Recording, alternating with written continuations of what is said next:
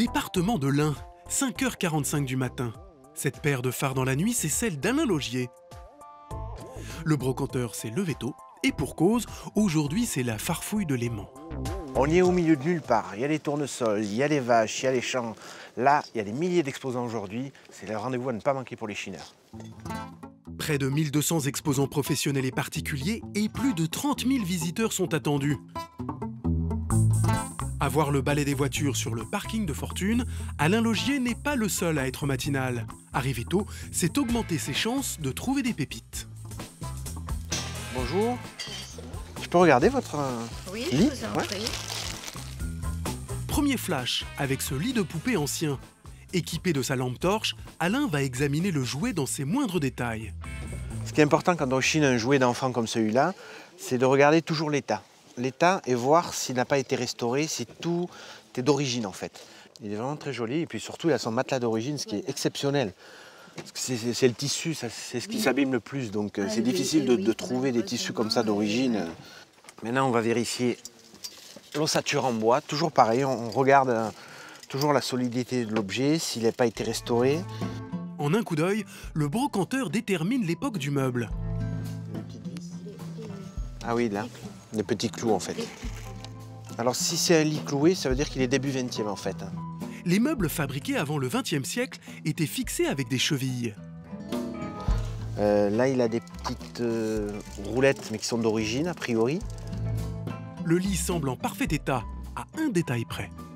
C'est quoi alors? Alors, je vais vous expliquer. Dites-moi. C'est pour mettre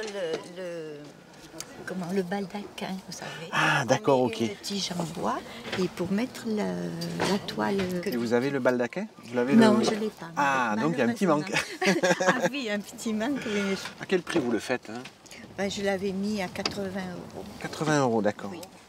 Il est vraiment à son prix, je trouve qu'il est vraiment chouette. Voilà.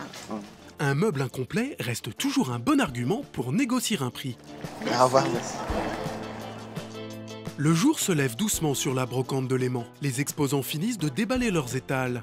Alain continue sa chasse au trésor. Il jette maintenant son dévolu sur une statuette en ivoire. Ah, alors, C'est 320. 320, c'est ça.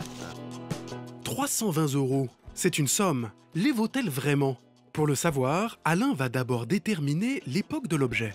Pour moi, celui-là, à la vue, comme ça, il est début 20e à peu près. Je le vois notamment à la patine de l'ivoire, au collage qui est effectué là. Sur les ivoires anciens, on n'a pas ce genre de collage avec un socle. Donc ça, c'est un ivoire qui n'est pas très fin au niveau du visage, au niveau des mains notamment, qui ne sont pas très bien réalisés. Et puis les dessins sont un petit peu effacés aussi. Ça prouve la qualité moindre des matériaux utilisés. Premier constat pour Alain, cet ivoire n'est a priori pas une pièce d'exception. Et ce n'est apparemment pas son seul défaut. Celui-là est fendu là, tout le long. Il est devenu marron comme ça, il a mal vieilli. C'est pas de l'ivoire de très bonne qualité. Il est possible d'ailleurs que ce ne soit pas de l'ivoire d'éléphant, que ce soit un autre ivoire d'hippopotame ou un ivoire marin peut-être aussi. Il est aussi abîmé là, il a été recollé en fait. La tête a été recollée, donc il perd de sa valeur. Là il est un petit peu cher oui, pour ce que c'est, quoi. Moi je l'estime dans les 150 €, du fait de ces petits défauts en fait. Soit à peine la moitié du prix indiqué. Sachez qu'un ivoire doit être accompagné d'un certificat qui prouve sa légalité. Alain va de trouvaille en trouvaille, et même lorsqu'on est brocanteur, C'est un drôle d'objet, hein, n'est-ce pas? il arrive parfois de faire des découvertes, comme avec cette boucheuse du XXe siècle. Alain le sait, en brocante, règle numéro 1, tester le fonctionnement de la machine.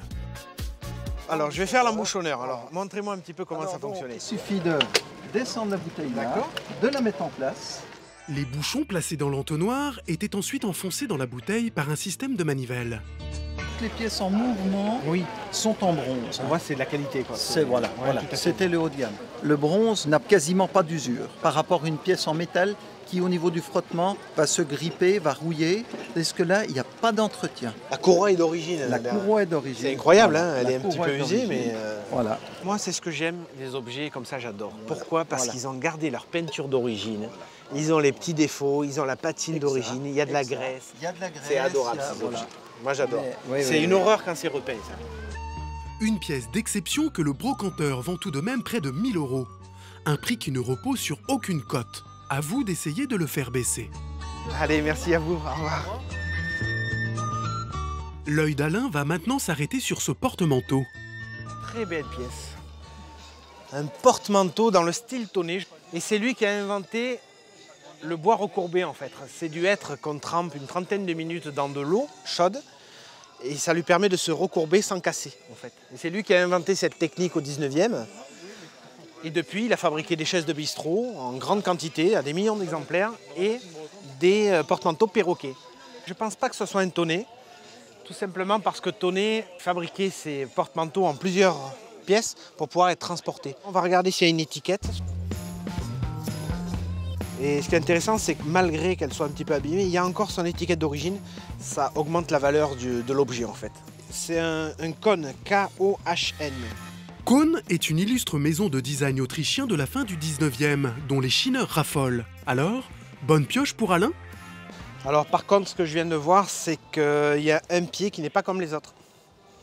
Donc là, il perd énormément de sa valeur. Il a été restauré de mauvaise manière d'ailleurs, puisqu'ils ont carrément mis une boule de tringle à rideau a priori. Un pied sérieusement abîmé. Il n'est pas cassé, il est mangé par les petites bestioles en fait. Donc, puis vous avez l'autre pied aussi, qui ne va pas tarder à subir le même sort. Donc ça, il faut changer les 4 pieds pour avoir les 4 pieds identiques. Cet objet qui enthousiasmait tant notre brocanteur, vaut-il vraiment le prix affiché? Alors celui-là, il est vendu 150 €. Pour moi, c'est beaucoup trop cher, c'est clair. Dans la mesure où il y a les 4 pieds à refaire, plus le centre-bas. Bon, il y a le vernis aussi à refaire. Là, il est fendu. C'est des pièces qui se vendent bien quand le prix est correct. Là, c'est beaucoup trop élevé. C'est pour ça qu'il est plus de midi et puis il n'est toujours pas vendu parce qu'il est trop cher. Sinon, un professionnel l'aurait acheté. Fin de journée pour Alain, qui en bon professionnel va lui aussi passer son tour.